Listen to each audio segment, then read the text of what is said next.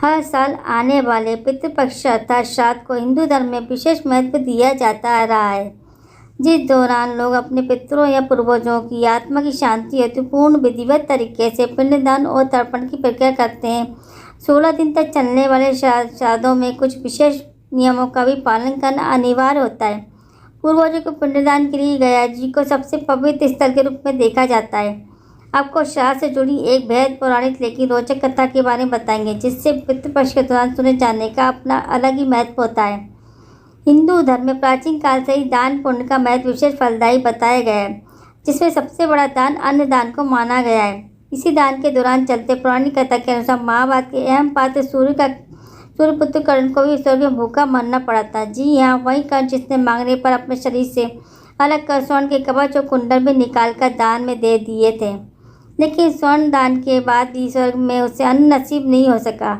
मान्यता अनुसार एक क्षत्रिय होने के चलते महाभारत के युद्ध में वीरगति को प्राप्त होने के बाद कर्ण को स्वर्ग मिला, जहाँ उसे अपने द्वारा दिए गए सभी पुण्यों का फल तो मिला, लेकिन वो स्वर्ग में कर्ण के लिए नरक बन गया था, क्योंकि जहाँ स्वर्ग में उसके साथी दुर्योधन और अन्य योद्धाओं को खाने के लिए लजीज व विभिन्न प्रकार के पकवान मिल रहे थे, तो वहीं कर्ण को खाने के लिए सोने की बड़ी बड़ी थान में सोने की अशर्फियाँ और आभूषण दिए जा रहे थे।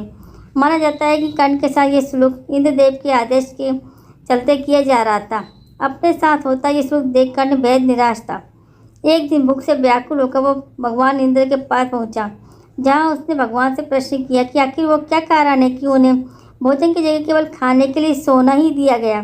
कर्ण के इस सवाल का जवाब देते हुए तब इंद्र ने कहा, यूँ तो तुम बहुत बड़े दानवीर थे, लेकिन तुमने जीवन भर प्रसिद्धि और अपना नाम कमाने के लिए केवल और केवल सोने का ही दान दिया था। तुम ये बात अच्छी तरह से जानते हैं कि पृथ्वी पर मनुष्य जो भी दान देता है उसे मृत्यु के पश्चात स्वर्ग में वही खाने के लिए प्राप्त होता है, लेकिन तुमने अपने अहंकार और मोह में आकर पितृपक्ष के दौरान अपने पुरखों व पूर्वजों का कभी श्राद्ध तर्पण भी नहीं किया। यही कारण कि तुम्हें आप स्वर्ग में होते हुए भी अपने दान के अनुसार सोना खाने के लिए दिया जा रहा है।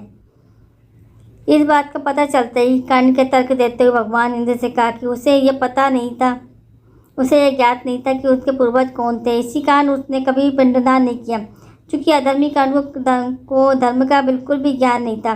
इसलिए वह जीवन सोने का दान ही करता रहा, परंतु वो दानवीर था, इसलिए इंद्रदेव ने उसे अपनी गलती सुधारने का मौका दिया और उसे लगभग 16 दिन के लिए पृथ्वी पर अपना पश्चाताप करने के लिए वापस भेजा गया। इस दौरान कर्ण ने अपने पूर्वजों को याद करते हुए न केवल विधिपूर्वक तरीके से उनका श्राद्ध किया, बल्कि अपने पितरों को अन्न भी दान कर उनका तर्पण किया।